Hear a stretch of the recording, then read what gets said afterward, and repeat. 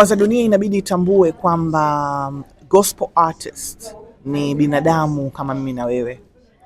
Gospel artist ni mtumishi wa Mungu anayetoka damu kama mimi ninavyotoka damu, anayepumua pumzi ninayopumua.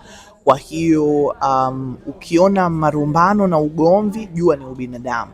Lakini wao kama wao inabidi wajue kwamba wanabeba mwili wa Kristo. Kisha itwa mtumishi wa Mungu, dunia inategemea uwe na kitu cha tofauti, uonekane kitofauti na uonyeshe sura tofauti. Kwa hiyo tujitahidi hata katika ugomvi.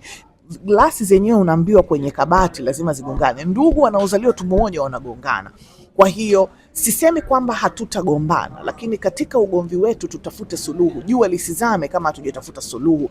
Jua lisizame kabla, yani mambo ya kununiana, mambo ya kuleta ugomvi. Unasikia mtumishi huyu akiwa kwenye, unajua imefika sehemu mpaka ukisikia mtumishi huyu amealikwa sehemu fulani, basi wewe huendi kwa sababu yupo. Hiyo isifike huko, kwa sababu inakuwa ni kitu kibaya. Watu wanatutazama na kutuangalia kwa jicho la tofauti wakitaka kupona. Sasa wale wanaotaka kupona wakiona sisi tunaumwa, inakuwa ni ngumu kwa wao kupona. Kwa hiyo Mungu atusaidie sana, na asaidie gospel artist, asaidie watumishi wa Mungu, sababu hii hatuongelei tu kwa gospel artist.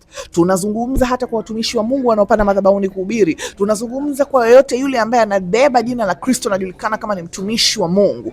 Tupendane. Sio kwamba hatutaumizana, hapana, lakini tusameheane na tusonge mbele, kwa sababu sisi tukiwa salama, basi wanaotuzunguka pia watakuwa salama.